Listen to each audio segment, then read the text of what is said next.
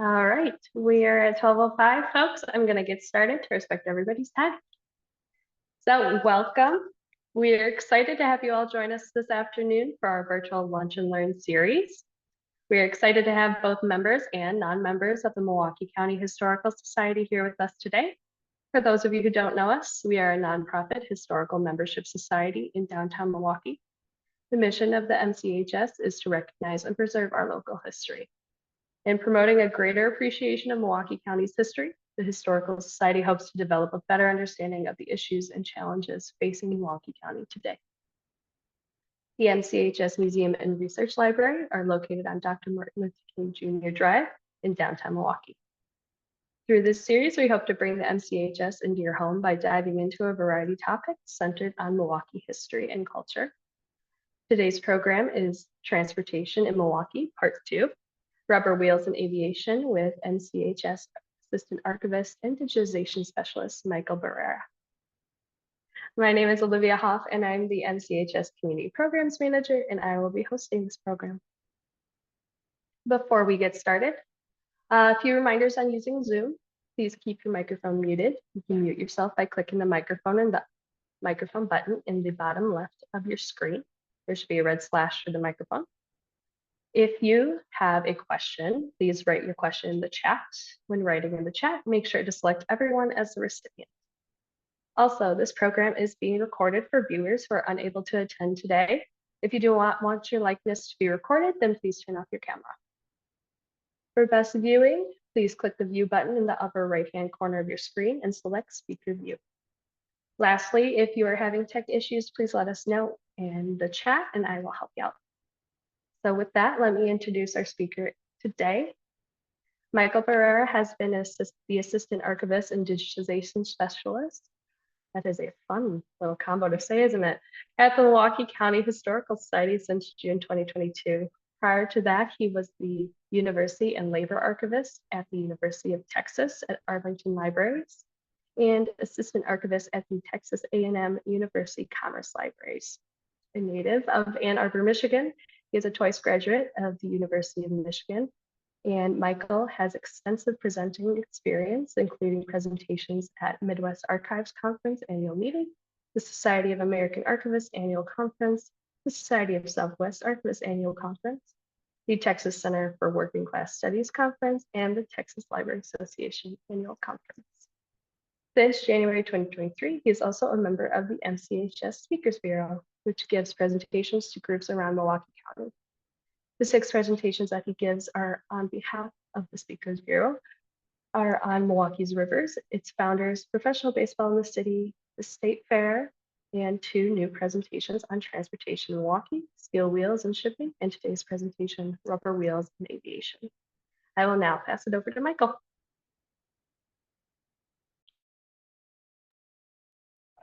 Thank you so much, Olivia.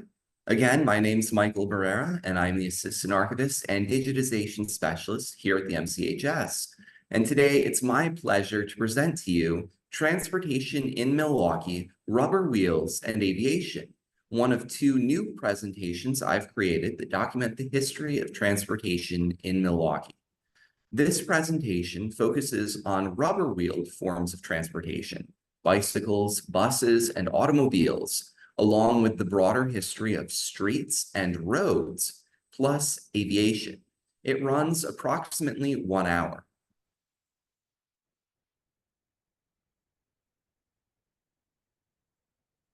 But first, a few acknowledgements. Most of the content in my presentation today comes from a large variety of articles about Milwaukee transportation in the Encyclopedia of Milwaukee, produced and made available by UWM, the University of Wisconsin-Milwaukee. Also contributing substantially to the freeways portion of this presentation was Richard W. Cutler's 2001 book, Greater Milwaukee's Growing Pains, 1950 to 2000, An Insider's View. Almost all the photography in this presentation is from the extensive photographic collections at the MCHS, where I work. The only exception is a single recent photo of the new MCTS Nova Bus BRT taken earlier this year by myself. We are located in the former Second Ward Savings Bank building at the corner of King Drive and Kilbourne Avenue in downtown Milwaukee, pictured here.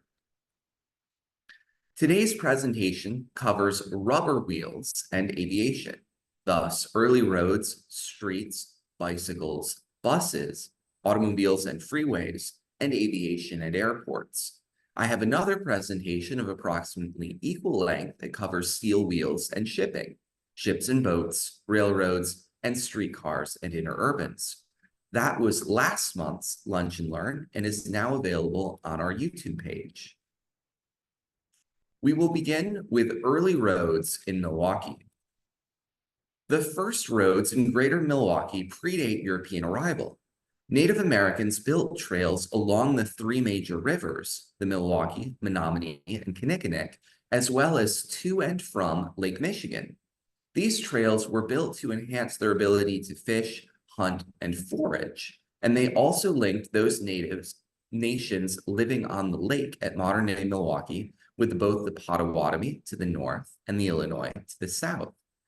Three of these early Native American trails ultimately evolved into streets that are still highly significant today: Green Bay Avenue, Fond du Lac Avenue, and Forest Home Avenue.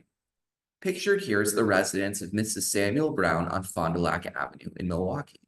Taken from the 1876 Milwaukee County Atlas, it's a fairly representative depiction of a 19th century road in Milwaukee. Early white settlers in the Milwaukee area, beginning in the 1830s, began to smooth and widen Native American trails to better accommodate carriages and wagons. These improved roads were important for fur traders, the U.S. military, and mail delivery, in addition to early settlers. Key roads of this era included the Green Bay, Milwaukee, Chicago Military Road, which was the first road through Milwaukee, and a road connecting Milwaukee to the territorial capital in Madison. These early roads were cut through Wisconsin's native forests and prairies and used logs to fill in low spots.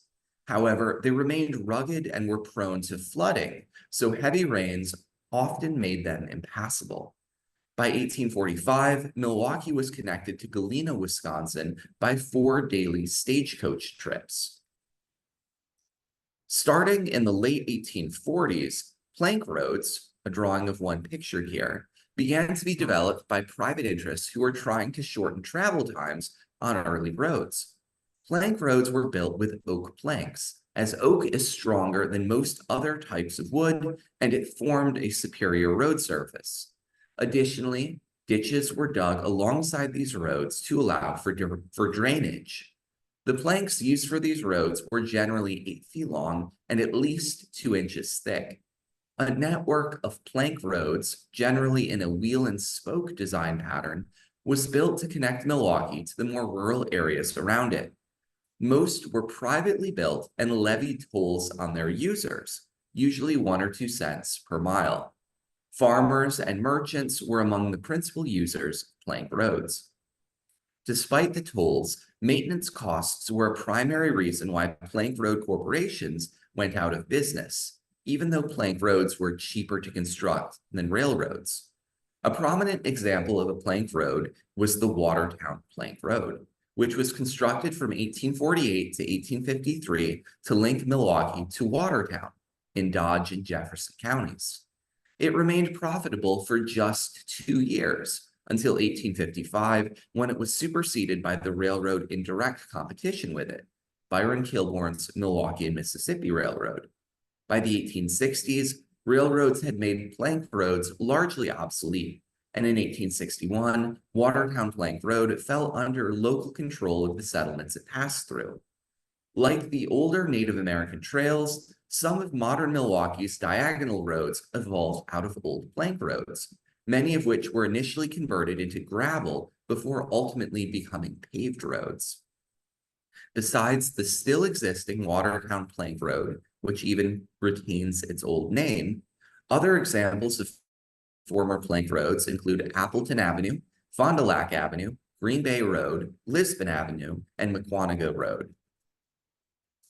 In the mid to late 19th century, Section line roads were developed along the boundaries of county sections created in the surveying of Milwaukee County, among other counties, after the passage of the Northwest Ordinance of 1787. Federal surveyors reserved these boundary lines for public passage, allowing them to eventually evolve into county roads, which are constructed and maintained with local funding. These roads were often built by county road crews comprised largely of local farmers who could pay off their road taxes in labor instead of with cash. Most county roads in greater Milwaukee remained unpaved into the early 20th century, but the growth of the dairy industry, increased number of bicycles and automobiles on the road, and suburbanization all spurred paving and the continued maintenance of safe and usable county roads. Better safety measures and increased lanes have also been implemented on many roads in Milwaukee County, which now play important roles in the state's trunk highway system. Pictured here is Port Washington Road, an important part of Milwaukee County's trunk highway system, just south of Green Tree Road in Glendale. Milwaukee took part in the nationwide Good Roads movement that began in the 1880s and 1890s as users of roads lobbied for improved conditions. Advocates for good roads were initially cyclists during the bicycle fad of the 1880s, who were unhappy with muddy and often rutted dirt roads. By the 1900s and 19-teens, automobile drivers and enthusiasts were advocating for essentially the same cause. Road improvements advanced measurably after World War I and through the Great Depression, when many roads were rebuilt with concrete and then often topped with asphalt, finally resulting in the smooth modern roads that had been championed by good roads advocates for decades. Pictured here is road construction on North 43rd Street at West Villard Avenue in 1940. This section discusses the development of streets in Milwaukee, including how they were named and numbered. The very first street in Milwaukee is what is now North Water Street, previously East Water Street, the first north-south street east of the Milwaukee River on today's grid. The first section of it to be graded in June 1836 was between Wisconsin Avenue and Michigan Street. Pictured here is an early view of Juneautown, now Easttown or the eastern half of downtown, likely depicting the settlement shortly after the leveling and grading for Wisconsin Avenue. We are looking east on Wisconsin towards the lake. In general, early streets in Milwaukee ran parallel to Lake Michigan and the settlement's three rivers, the Milwaukee, Menominee, and Kinnickinnick. The alignment of several early major streets, including the prominent east-west streets that are now named Juneau Avenue, North Avenue, Burleigh Street, and Capitol Drive, was determined by an early federal land survey. Most streets in Milwaukee, with the notable exception of diagonal streets that often date from Indian trails or early plank roads, as well as the pioneer streets paralleling bodies of water, follow a grid pattern aligned with the cardinal directions.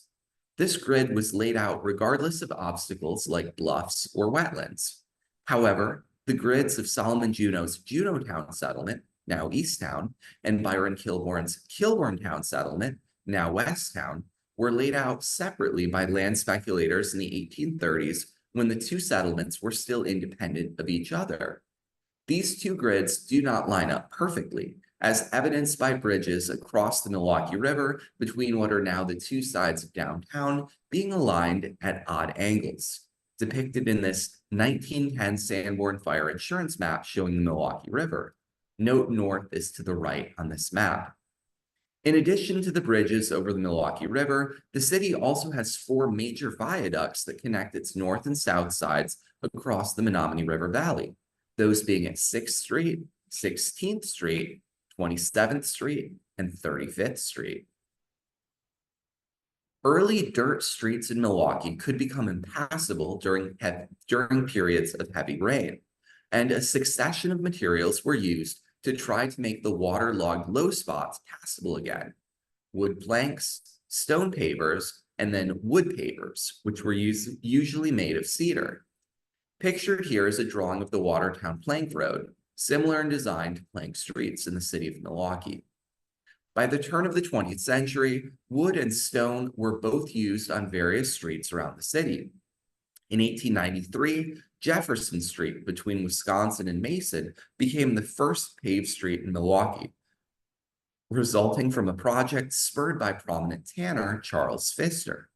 While asphalt roads were more expensive than cedar pavers and arguably less well-suited for horses, they ultimately demonstrated they were the design of choice for automobiles. Streets and roads in Milwaukee experienced more substantial development in the 1920s, highlighted by the construction of Lincoln Memorial Drive. Running along the Lake Michigan shoreline, it was part of a major landfill project designed to prevent flooding and further erosion of the lake bluff. Pictured is an undated aerial view of Lincoln Memorial Drive, photographed by Leland and Benfer airplane photos, likely early 20th century. Also in the 1920s, park planner Charles Whitnall designed numerous parks with parkways that connected them by following rivers. The use of the grid pattern to lay out area streets continued to dominate until the development of Greendale in the 1930s, which prominently featured curvilinear streets, including cul-de-sacs, clearly visible in this undated aerial photo of subdivisions in Greenville. This photograph is by Robert T. McCoy of Wauwatosa. Suburbs and other residential areas built after this period largely adopted this approach to street design in order to reduce through traffic. Today, there are nearly 8,000 miles of streets in the four-county greater Milwaukee area. Prior to its incorporation as a city in 1846, Milwaukee had three separate and competing settlements, and all three of them had different street naming conventions. On the east side, in Juneautown, streets were generally named for people of local or national prominence: Jefferson, Jackson, Van Buren, Cass, Mason, etc. Pictured here is Jefferson Street at the intersection with Wells Street, photographed by J. Brown. On the west side in Kilburntown, east-west streets were typically named for trees: cedar, chestnut, sycamore, etc., while the north-south streets were numbered going from east to west, many retaining their numbers to this day. Walker's Point's east-west streets were often named after states: Oregon, Florida, West Virginia, etc., while its north-south streets were numbered but called avenues instead of streets. Confusingly, their numbering did not line up with their counterpart streets on the north side. For instance, First Avenue connected to 6th Street over what is now the 6th Street Viaduct. As Milwaukee grew, developers had the freedom to name new streets however they liked. In practice, they often named streets for themselves or for family members. One drawback of this approach to street naming was that it resulted in streets both having different names as they passed through consecutive subdivisions, as well as different streets sharing the same name. During the 19th century, the city's aldermen wielded the power to rename streets, done both to honor individuals, such as presidents and presidential candidates Franklin Pierce and Winfield Scott, and to reduce confusion, such as to rename streets in North Point that a developer had named with numbered streets and numbered avenues, duplicating the more widely known north-south streets on the north and south sides. Pictured here is West Pierce Street, named for Franklin Pierce. North Pierce Street in River West is named for an early Milwaukee settler named Jonathan Pierce, although his name is misspelled.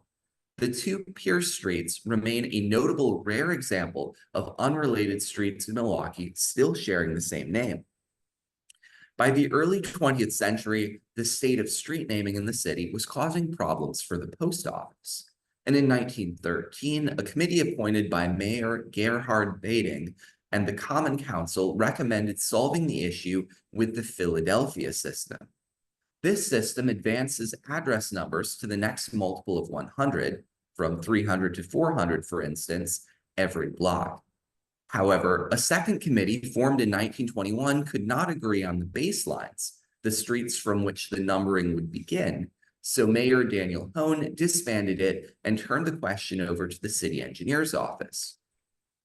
Starting in 1926, street renaming and renumbering began to take place. The city engineer chose the Milwaukee River at Wisconsin Avenue as the east-west baseline for the city's new grid, while Canal Street, roughly bordering the Menominee River, was used as its north-south baseline. Pictured here is Canal Street at the Pabst Slip docks. Every street was then assigned a distance from the baseline. For example, Oklahoma Avenue is 3100 south, meaning it is 31 blocks south of the baseline at Canal Street, while 24th Street is 2400 west, meaning it is 24 blocks west of the Milwaukee River at Wisconsin Avenue. The building address then provides the other coordinate. For example, 8120 West Oklahoma Avenue is 81 blocks west of the Milwaukee River. In addition to creating the rationalized grid of coordinates, the city engineer also gave streets single names. For example, Grand Avenue and Wisconsin Street together became Wisconsin Avenue. Allen Street was renamed because it was too similar sounding to Ellen Street, and the numbered avenues on the south side were renumbered to match up with the corresponding numbered streets on the north side. For example, 11th Avenue became South 16th Street. After the major street renaming and renumbering, the city engineer retained the authority to name and rename streets, as did aldermen in their districts. This resulted in new streets being named for city employees or family members of aldermen. In the 1980s, in a break with the renaming plan of the 1920s, aldermen approved renaming portions of 3rd Street as both MLK Drive and Old World 3rd Street, resulting in a street with 3 different names, as had occurred prior to 1926. Here is a street vendor pictured selling his wares to attendees of Milwaukee's Juneteenth celebration on North 3rd Street, now North MLK Drive, on June 19, 1978, photographed by William Meyer. In recent years, a portion of North 7th Street has similarly been renamed for astronaut Jim Lovell, and a portion of South 16th Street for civil rights activist Cesar Chavez. Today, not counting the numbered streets, there are over 800 different street names in the city of Milwaukee alone, a number that's likely to grow as more streets once again receive multiple names. The next section discusses bicycles, from the bike craze of the late 19th century to the modern resurgence in cycling. Milwaukee's relatively compact footprint for a city of its size, numerous parks, mild summers, and relatively flat topography all make it conducive to bicycling.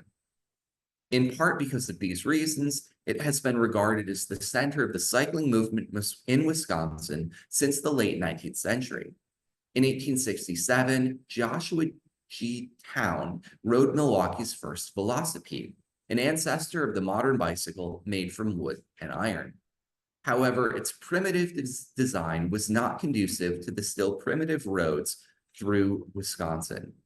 The development of the more practical high-wheel bicycle, also known as the penny farthing, in the late 1870s and early 1880s catalyzed statewide interest in cycling.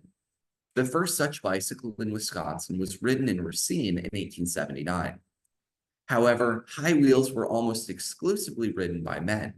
At the time, cycling was seen as a masculine activity, like perceptions of baseball or football in that era. Despite this social stigma, the development of bloomers aided some women who rode bicycles in this era, although many continued to ride while wearing skirts.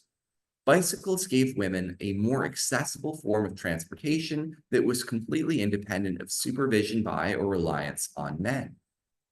This ultimately helped to further equality between the sexes, although there was also pushback against women who cycled from some quarters because of the perceived threat to the paternalistic social order of the time.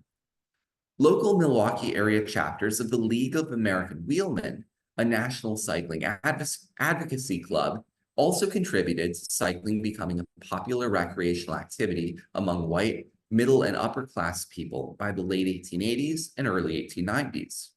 Pictured are members of the Milwaukee chapter of the Wheelmen on a Sunday outing at Juneau Park between 1890 and 1910. Glass plate slide from the Milwaukee Wheelman collection. Note the Chicago Northwestern Depot in the left background and Prospect Avenue mansions in the right background. Advances such as chain drive, pneumatic tires, and lower frames, in addition to lower prices as bicycles were manufactured at greater scale, led to large increases in the number of cyclists, including women and people of color. Advocacy by the wheelmen expanded the ability of white male cyclists to ride, although by 1894 it had placed bans on the participation of women and African Americans in the national organization. Also in the 1890s, racers such as Milwaukee-based Walter C. Sanger entertained audiences and pursued the world speed record for bicycles. By the mid-1890s, Milwaukee had established itself as a national leader during the height of the cycling boom, with city-based companies like Andre, Meiselbach, and Sercombe and Bolt achieving nationwide prominence. Pictured are workers at the Meiselbach bicycle shop in North Milwaukee. Additionally, the cycling publication The Pneumatic was published in Milwaukee during this period, and even Harley-Davidson briefly made bicycles from 1917 to 1922. The popularization of the internal combustion engine led to the decline of cycling in Milwaukee and the state's bicycle industry more broadly during the early 20th century. During this period, the automobile became the dominant form of private transportation in Wisconsin, although it's worth noting that the development of automobile-related businesses largely emulated the structure of the bicycling industry. A resurgence in cycling did not occur until after World War II, and in the mid-20th century, that resurgence was slow. Pictured here are twin sisters Nancy and Elizabeth Burkhart competing in the 1960 National Bicycle Championships at Brown Deer Park in Milwaukee.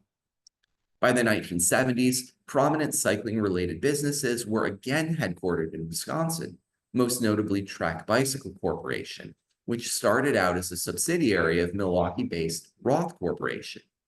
In the 1980s, and especially the 1990s, cycling's popularity in Milwaukee and the state more broadly increased rapidly. One of the results of this was the 1988 establishment of the Bike Federation of Wisconsin, often called simply the Bike Fed, which is based in Milwaukee but also has an office in Madison. It hosts bike-related events, publishes biking trail maps, and advocates for improved conditions for cycling, such as better roads, more bike lanes, and stronger laws protecting cyclists. Since 2014, Milwaukee County has also been home to Butler Bike, a nonprofit bicycle sharing system, or bike share, now with over 100 docking stations in Milwaukee, Wauwatosa, and West Allis. In 2021, Butler had over 15,000 unique users take over 48,000 trips for a cumulative total of more than 200,000 miles ridden across the county. Cycling events like the River West 24, shops like Wheel and Sprocket, bike manufacturers like Bend Cycle, and bike trails like the Oakleaf Trail and Hank Aaron State Trail all demonstrate the healthy state of the cycling business and culture in Milwaukee today. In 1939, a network of 64 miles of bike trails was proposed by cycling advocate Harold Zip Morgan, based on the idea that the trails would connect already existing parks. In the 1960s, the Milwaukee County Park Commission finally adopted the project and began construction of the trails in 1966. The system grew to 76 miles and was renamed the 76 Bike Trail during the American Bicentennial year of 1976. Pictured are Thomas and Beatrice Bartholomew of Greendale cycling along the Root River Parkway in 1986, photographed by William Meyer for the Milwaukee Journal. Ultimately, the 76 Bike Trail was renamed the Oakleaf Trail in 1996. Much of the trail system runs on abandoned railroad rights of way, most notably the former Chicago and Northwestern Main Line running from downtown Milwaukee north to Milwaukee County's northern municipalities. In total, the Oakleaf Trail is now over 135 miles in length and links to multiple cities and villages throughout the county. Complementing it is the Hank Aaron State Trail, which runs for 14 miles east to west across Milwaukee County, from Lakeshore State Park on the lakefront to its western terminus in Wauwatosa. One criticism of the biking trails is the disparity in their locations, as most of the trails are in areas with largely affluent white populations. This next section focuses on buses in Milwaukee, both motor buses, powered by either gasoline or diesel fuel, and electric buses, both trackless trolleys, also known as trolley buses, and battery electric buses. The Milwaukee Electric Railway and Light Company, TMER&L, the longtime streetcar operator in the city, began operating gasoline-powered buses in 1920, with the first new buses running on West Mitchell Street. Their main advantages over streetcars were their greater flexibility and lower cost to operate, two advantages that helped buses ultimately replace streetcars completely. In 1936, Milwaukee's first electric-powered trackless trolleys, also known as trolley buses, began operating on North Avenue. Pictured is a new twin-coach trackless trolley shortly after its delivery in November 1936 at the intersection of North 60th and North Avenue. 1938 represented the peak of the TMER&L system, with either a streetcar, trackless trolley, or motor bus running on nearly every major Milwaukee street. In the 1950s, diesel-powered buses replaced electric streetcars en masse, and the last streetcar ran in 1958. Pictured here is a transport company trackless trolley at the Fond du Lac station in 1949. In 1960, the Public Service Commission granted the Milwaukee and Suburban Transport Company allowance to convert all its streetcars and trackless trolley routes to motor bus service. The last trackless trolley in Milwaukee ran in 1965. By this period, the former interurban routes were being served by Greyhound intercity buses. Electric streetcars would not return to Milwaukee until the launch of the HOP downtown, and electric buses, in the form of battery electric buses, or BEBs, would not return until the launch of the Connect One Bus Rapid Transit, or BRT route, between downtown Milwaukee and Wauwatosa in 2023. Pictured are Milwaukee's pioneering African-American bus operators at the Fond du Lac station in 1952. From left to right, Norman Jones, Milton Williams, Andrew Coleman, Jack Patterson, Joseph Thomas, and Roger Pruitt, photographed by Fred R. Stanger. In 1946, Patterson, third from the right, was the first African-American hired by the Wisconsin Electric Railway and Transport Company, which has evolved into today's Milwaukee County Transit System, MCTS. Pictured here is a transport company GM Old Look bus, undated, circa 1950s. Pictured are transport company buses that replaced the 27th Street streetcars, lined up for the camera in 1954. Motor buses, powered by both gasoline and diesel fuel, were connecting Milwaukee to its suburbs by the 1960s. In 1964, the first freeway flyers, express buses that traveled on the interstates, were introduced by the Milwaukee and Suburban Transport Company, commonly referred to as the Transport Company. These freeway flyers would later link Milwaukee to suburban shopping centers in Waukesha, Ozaukee, and Washington counties. Pictured is a color photograph of an MCTS GM Old Look bus on a farewell fan trip in 1980, photographed by Phil Wall.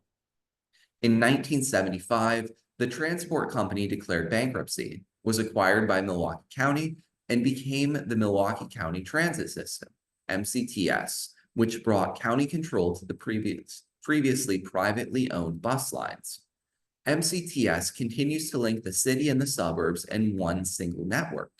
While the freeway flyers were suspended in January 2022 due to low ridership and ultimately eliminated at the beginning of 2023, MCTS has continued to operate shuttles to Summerfest and the Wisconsin State Fair that are used by Milwaukeeans and suburbanites alike. Pictured here is an MCTS GM New Look bus, circa 1970s. Pictured are two unidentified MCTS employees receiving award buckles from Badger Home for the Blind, undated circa 1980s. In the early 2000s, MCTS implemented fare increases and service reductions in the face of insufficient funding. Between 2000 and 2007, ridership declined by 10 million passengers cumulatively, in part due to less frequent and less comprehensive service. In 2006, data from the Wisconsin Department of Transportation and the Federal Transit Administration revealed that MCTS was the most cost-effective transit system of its size in the country. In 2008, Milwaukee County voters approved a half-cent sales tax increase to support MCTS, but it was blocked by the state legislature. As of 2016, MCTS was operating 59 different routes with 415 individual diesel-powered buses, although this number of buses has shrunk to 321 as of early 2023. In 2016, MCTS was providing about 150,000 passenger trips per weekday. 42% of bus riders used it for commuting to work, with 15% using it to make medical appointments, 12% to attend school, and 11% for shopping. The buses are run by a private company, Milwaukee Transport Services Incorporated, that operates under a long-term contract with the county. In 2016, major sources of MCTS funding were as follows: 43% from the state of Wisconsin, 35% from fare-paying passengers and advertising, 11% from county property taxes, and 11% from federal funding. Despite the battery electric buses on the Connect One BRT system and the modern HOP streetcar system, the diesel buses MCTS operates are still the backbone of public transit in Milwaukee. In 2019, MCTS provided almost 29 million rides, which plummeted to just over 14 million in 2020 during the COVID-19 pandemic. This number has since partially rebounded to 17 million rides in 2023. Pictured is an MCTS bus at Milwaukee Intermodal Station in 2019, photographed by Ed Montejano. Intercity buses also have a rich history in Milwaukee. Pictured is an early Wisconsin Motor Bus Lines bus at Juneau Park. This company owned more than 120 buses and offered service between Milwaukee, Madison, and Fond du Lac. Wisconsin Coach Lines, currently a subsidiary of Coach USA, has been running intercity buses since 1941. It now has lines that connect downtown Milwaukee to Milwaukee Mitchell International Airport and O'Hare International Airport in Chicago, as well as the Milwaukee Racine Kenosha bus service that makes 7 round trips every weekday. In 1946, Badger Bus first linked Milwaukee to Madison. It initially ran gas-powered buses into and out of a bus depot on 6th Street in downtown Milwaukee. In 2016, it moved to Milwaukee Intermodal Station, which is also used by Amtrak for intercity rail passengers and numerous other bus lines. Badger Bus continues to provide service between Milwaukee and Madison to this day. Flixbus, Greyhound, Indian Trails, Jefferson Lines, and Lammers bus lines also provide various intercity bus routes to and from Milwaukee today. Pictured is a Badger Coaches bus at General Mitchell International Airport in 2018, photographed by Ed Montejano. In 2016, MCTS began planning a bus rapid transit, or BRT, system along a 9-mile route between downtown Milwaukee and the Milwaukee Regional Medical Center in Wauwatosa. Running along Wisconsin Avenue and Blue Mound Road primarily, the system is designed to connect residents to jobs and destinations along the route, which includes Froedtert Memorial Hospital in Wauwatosa and Marquette University in Milwaukee's Avenues West neighborhood. The route includes 33 stations that enable off-bus fare collection and level boarding. With fewer stops and dedicated bus lanes for more than half of its distance, the BRT, which launched in June 2023 under the branding Connect One, is designed to provide faster service than traditional bus routes. Debuting along with the new BRT are new battery electric buses, or BEBs, built by Nova Bus, one pictured here on Wisconsin Avenue in April 2024. A recall affecting the BEV's batteries and the decision by the Canadian-based Novabus to exit the US market have put the future of the MCTS BEVs in doubt. So MCTS is currently planning for its second BRT line to operate with diesel buses. This line, to be called Connect 2, will run along the 27th Street corridor from Bayshore Mall in Glendale to the IKEA store in Oak Creek, roughly parallel to the route of today's Purple Line. The next section of this presentation briefly discusses early automobiles in Milwaukee and then discusses area freeways in much greater depth. The earliest automobiles were slow, noisy, and frightening, quote unquote, in the words of Robert Balmer, and often spooked horses. For this reason, early Wisconsin laws governing cars required motorists to slow down whenever approaching horse-drawn carriages. In 1892, the Schleimer motor wagon became the first internal combustion vehicle to run on the streets of Milwaukee, quote unquote, according to the Milwaukee Public Museum, where the Schleimer is on display today. Pictured here is a 1905 Locomobile steam car in Milwaukee. Early cars required more upper body strength to start via a hand crank and to steer, due to lack of powered steering, than modern cars. But this did not stop pioneering female motorists.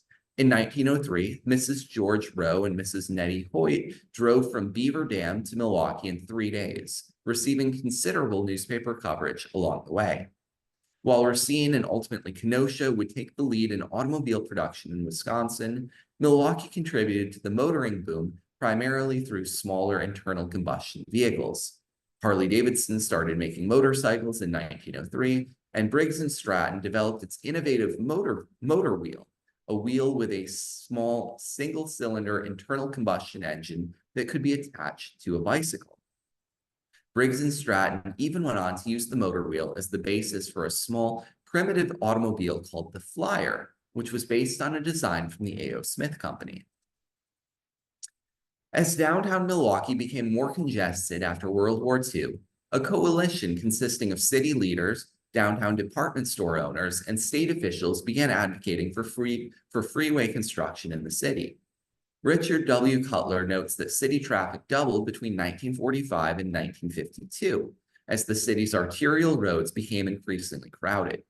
In 1944, Milwaukee produced the 1946 Origin Destination Traffic Survey, a seminal text available in the research library that laid the groundwork for freeways in the city. Pictured as a portion of the map of the recommended expressway system from that publication. From the very beginning, there was opposition in the form of homeowners along Highland Avenue objecting to freeways in 1947, but at the time, their numbers were very small. In 1948, voters approved a $5 million plan, over $64 million today, to be paid for in bonds to build freeways. Despite being opposed to the yes vote, Mayor-elect Frank Zeidler would ultimately oversee the creation of Milwaukee's nascent freeway system. Lawyer James J. Casey Jr. observes that, in the beginning, freeways were popular with voters, supported by business organizations and labor unions, and many media outlets favored their construction. Pictured here is early freeway construction, photo from the Milwaukee County Expressway Commission. Cutler similarly argues that freeways enjoyed popular support from the late 1950s through the 1960s. Interestingly, he also observes that there were early discussions about whether interstates should enter cities or not, with serious consideration given to the Autobahn, and more generally European model, of building freeways as ring roads around cities instead of routing them through cities. Regardless of what Cutler described as the disruptive and enormously expensive, quote unquote, nature of building interstates through cities, and some in the Eisenhower administration being opposed to this idea, key early interstate advocate Frank Turner championed interstates within city limits. In the end, in many cities, Milwaukee included, the interstates would slice into the urban fabric and traverse many neighborhoods. Pictured is freeway construction visible from Blue Mound Road, photo from the Milwaukee County Expressway Commission. Very frequently, the interstates were routed right through African American or other disadvantaged communities. In Milwaukee, the most prominent example of this was Interstate 43, I-43, north of downtown, being built right through the heart of Bronzeville, Milwaukee's most prominent Black neighborhood. Despite the carnage, Turner's major rationales for his support of building interstates through urban environments were his beliefs that major cities would be hurt by being bypassed by the interstates, and that building freeways into cities would aid businesses and commerce. U.S. Senator Daniel Patrick Moynihan retrospectively summarized his stance on the issue in 1956 during an interview decades later, recalling, quote unquote, "It was possible to see that these roads were too big for our cities and that they were going to smash them to pieces." Construction began on the Stadium Freeway in March 1952, and by the following year, a 2,200-foot or 0.4 of a mile section paralleling South 43rd Street near the then new Milwaukee County Stadium had been built.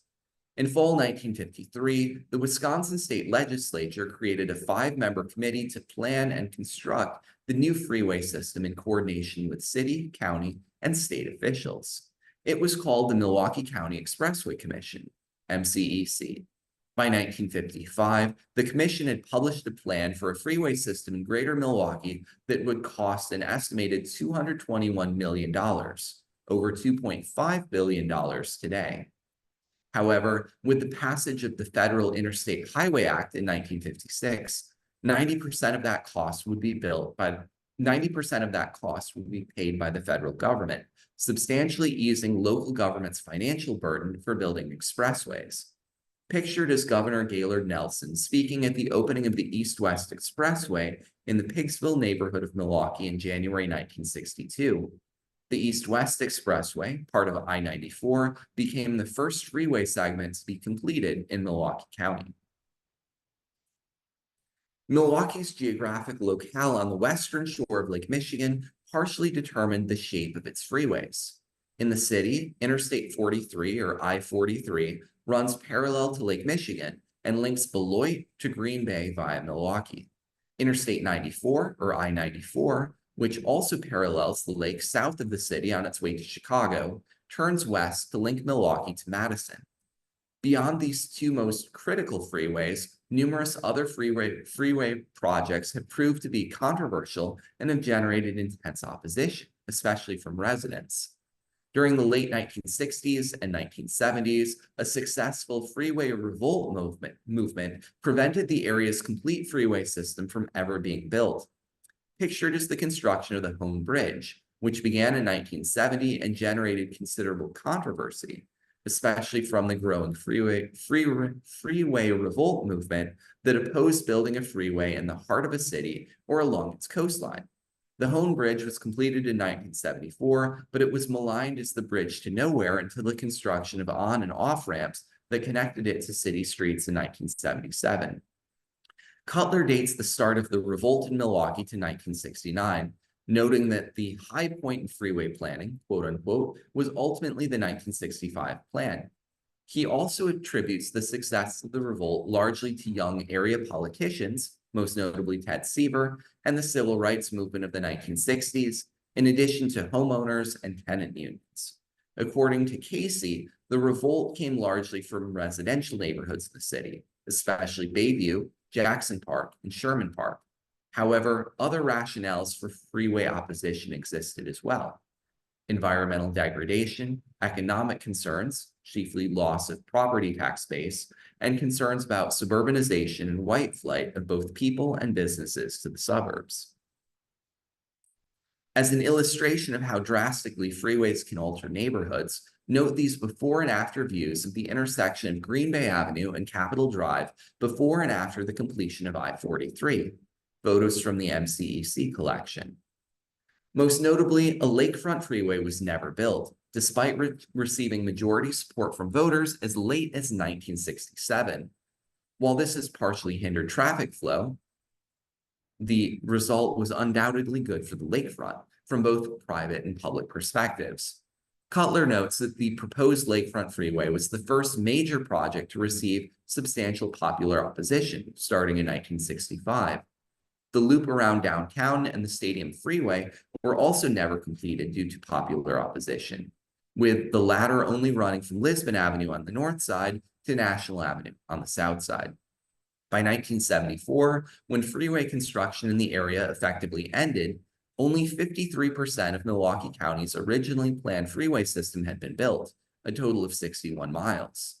By the late 1970s, a coalition of elected officials opposed to freeways, including some who were initially supporters of freeway construction, neighborhoods and individual citizens, and several court injunctions all but completely ended the construction of new freeways.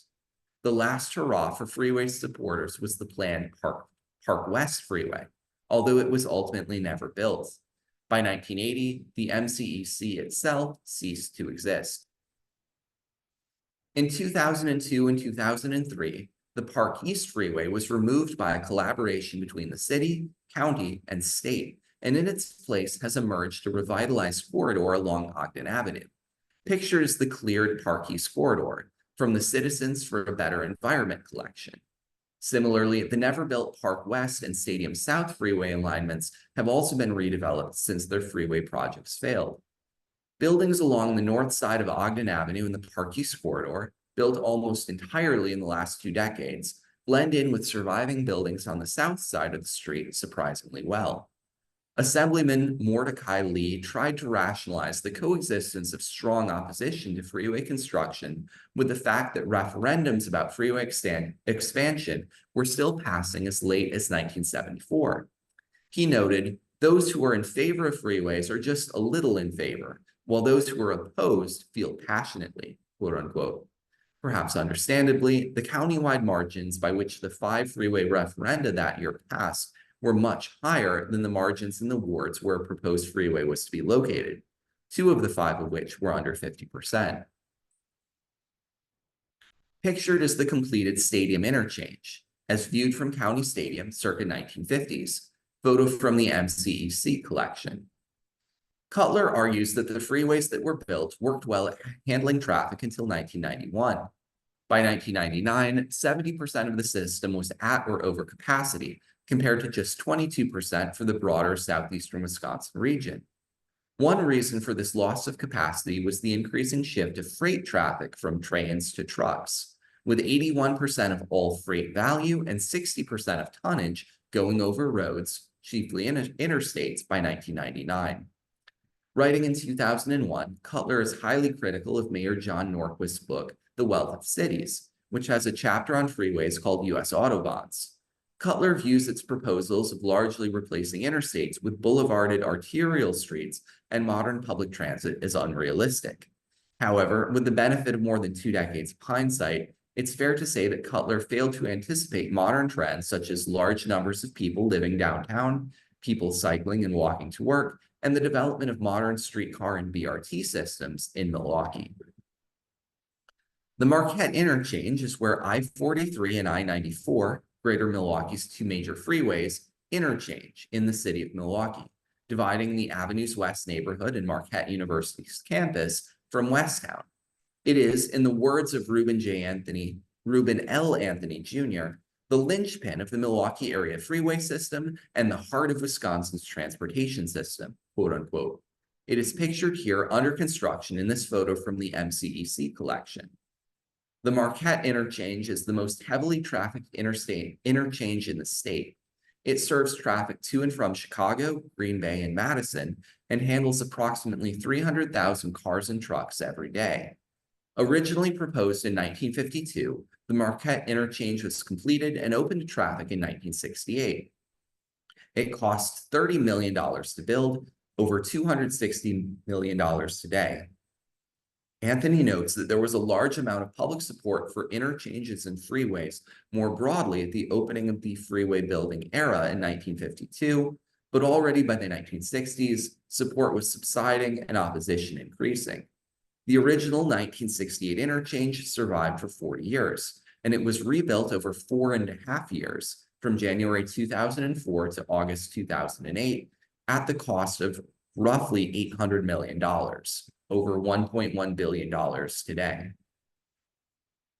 Due to the growth of suburbs to Milwaukee's north, west, and south, the Beltline Interstate I-94, I-894, was built to serve those communities. It connects to I-94 at the Zoo Interchange in Wauwatosa, pictured here looking south, which was built in 1963 and rebuilt in 2016. Today, an estimated 50% of Wisconsin residents and 60% of its largest employers use freeways in greater Milwaukee. The present freeway system has 4 branches: north to Green Bay via Sheboygan and Manitowoc, I-43 north, west to Madison, I-94 west, southwest to Beloit, I-43 south, and south to Chicago via Racine and Kenosha, I-94 east. Pictured are I-94 and I-794 as they appeared downtown in 1969, in essentially the same configuration as survives today. The current freeway system has failed to meet modern-day demands for capacity, leading to numerous widening projects, including a contentious current-day plan to widen I-94 west of downtown Milwaukee from 6 to 8 lanes. Numerous challenges have hampered freeway expansion in recent years, beyond just widespread opposition from residents. Those including funding shortages, the gasoline tax not being raised since 2006, and even the potential that I-94 widening may disturb graves at Wood National Cemetery at the Clement J. Zablocki VA Medical Center. Casey describes the state of area freeways today as incomplete and compromised, quote unquote. Despite this, in 2010, Greater Milwaukee had the 3rd shortest commute times of any major metropolitan area in the country. That year, 80% of Milwaukee area commuters drove alone, demonstrating the inefficiency that is perhaps freeway's greatest drawback, and their one-way travel time was just 22 minutes. These figures are only slightly worse than their 1990 counterparts, when 76% of commuters drove alone and the one-way travel time was 20.1 minutes.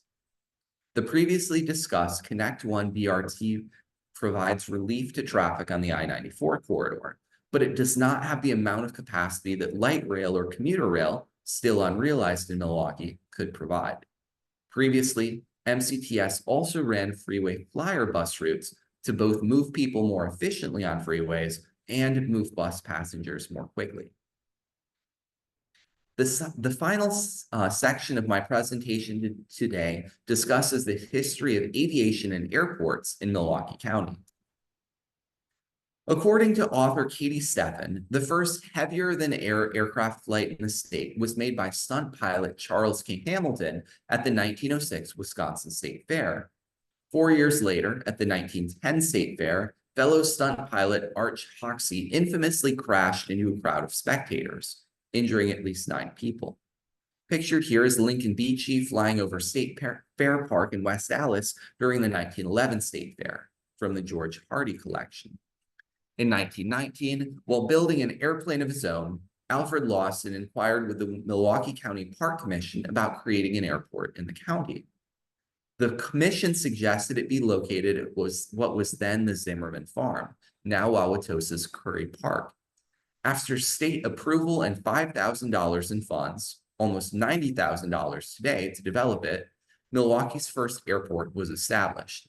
It was known variously as the Milwaukee Airport, Lisbon Avenue Airport, or as it's best known today, Butler Airport. Aviation became more common after World War I, and in the 1920s, it also developed into a recreational activity. During this era, Butler Airport drew large crowds on weekends for air shows, including some who were willing to pay $5, almost $90 today, for a 10-minute joyride in an airplane. In 1920, Thomas Hamilton of Hamilton Aero Manufacturing built a 162-acre private airport he named Hamilton Field in the town of Lake, today in Milwaukee, just west of Cudahy. The Airmail Act of 1925 and Air Commerce Act of 1926 allowed private companies to deliver U.S. airmail and regulated the practice, respectively, which helped to spur the growth of early commercial airlines. Airmail service to Milwaukee began in 1926. Pictured is the very first airmail delivery to originate in Milwaukee. Pictured from left to right are Ernie Radner, the driver, Dan Kaiser, the pilot in the cockpit, and Peter Piasecki, the postmaster. The airplane is a Laird biplane flying for Dickinson Airlines, from the George Hardy collection. Also in 1926, Milwaukee County purchased Hamilton Field, renaming it Milwaukee County Airport. This is the present-day Milwaukee Mitchell International Airport. The county had concluded that expansion of Butler Airport at present-day Curry Park was unfeasible since it was tightly bound by both the Menominee River and a rail line. In 1927, Northwest Airlines expanded beyond airmail delivery in Milwaukee and began offering passenger flights from the city to both Chicago and Minneapolis-St. Paul. In 1941, Milwaukee County Airport was renamed General Mitchell Field in memory of William Billy Mitchell, an early and a World War I era military aviator and advocate of air power, namely the utility of bombers to American war efforts. He was also the grandson of 19th century banking and railroad tycoon Alexander Mitchell.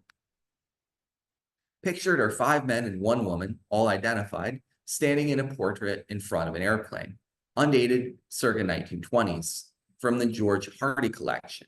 At least 3 of the people appear to be pilots wearing aviators, helmets, and goggles, probably at Milwaukee County Airport, present-day Milwaukee Mitchell International Airport. The man second from left bears a resemblance to Charles Lindbergh, but more thorough comparison of his face with Lindbergh's revealed a match is unlikely. In 1927, the city of Milwaukee opened another airport, Maitland Field, along the lakefront on the site of the present-day Summerfest grounds. Pictured here circa 1930s, with the city skyline prominently in the background. It was named in honor of Lester J. Maitland, the Milwaukee-born aviator who was one of 2 pilots on the first flight from the mainland U.S. to Hawaii that same year. Because of its proximity to the Chicago and Northwestern Railroad depot on the lakefront, Maitland Field was well suited to intermodal transportation, with passengers able to easily transfer from a plane to a train or vice versa. By 1929, there was regular seaplane service from Maitland Field to Grand Rapids, Michigan. However, a combination of factors caused the decline of the airport, including the strong lake breezes and proximity to downtown Milwaukee's tall buildings, which made navigation and landing difficult. Maitland Field continued to offer flights, but it struggled financially until it closed in 1956, when it was repurposed as a anti-aircraft missile battery by the U.S. government. In 1970, after intercontinental ballistic missiles, or ICBMs, had made anti-aircraft missile defenses obsolete, the site was acquired by the city and became the Henry Meyer Festival Park, the site of Summerfest and Milwaukee's numerous ethnic festivals to this day. Milwaukee County has been home to a few other airports over the years. In 1929, Timmerman Field was established at the intersection of Appleton and Silver Spring on Milwaukee's northwest side. It was acquired by the county in 1947 and renamed Lawrence J. Timmerman Airport in July 1959.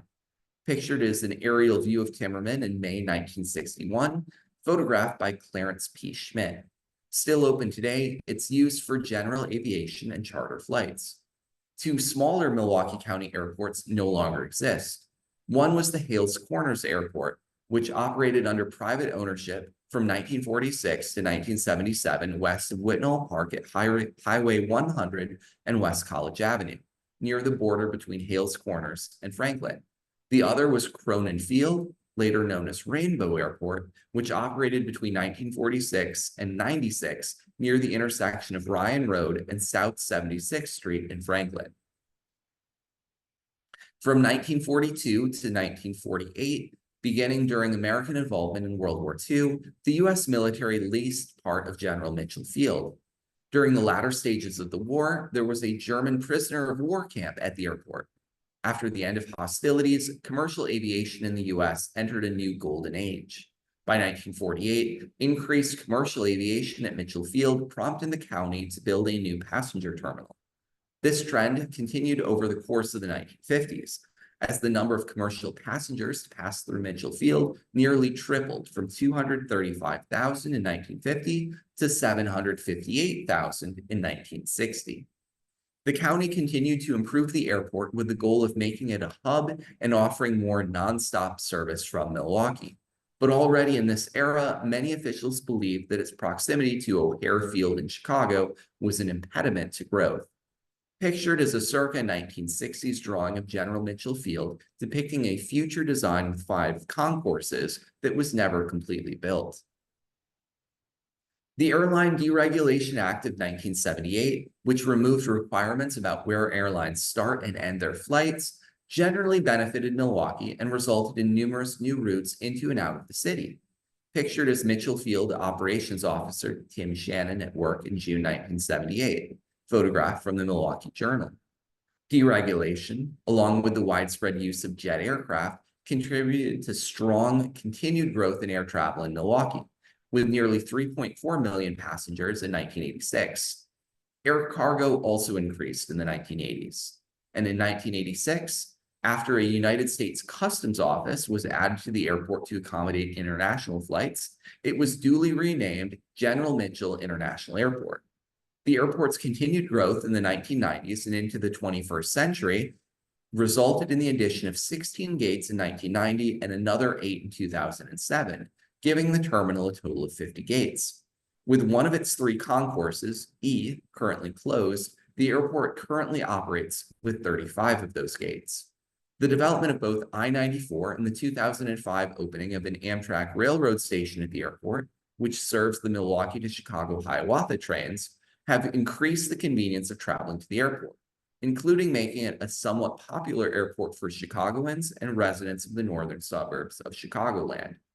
In 2019, the airport was officially renamed Milwaukee Mitchell International Airport to emphasize its location in Milwaukee.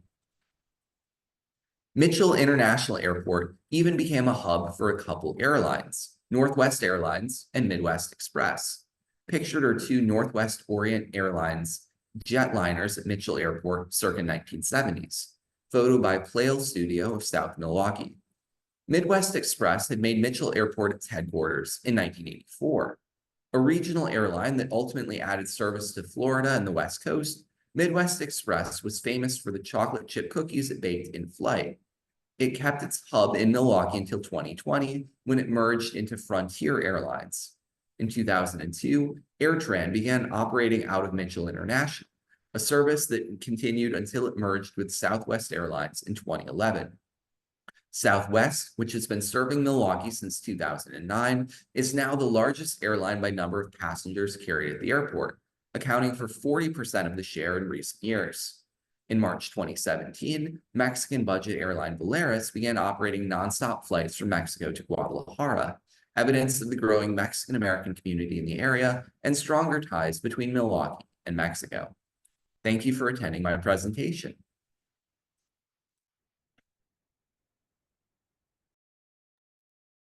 Great, thank you so much, Michael. We are going to allow about 5 minutes of time for people to ask questions in the chat. If they would like, you can type it in the chat and I will ask Michael for them.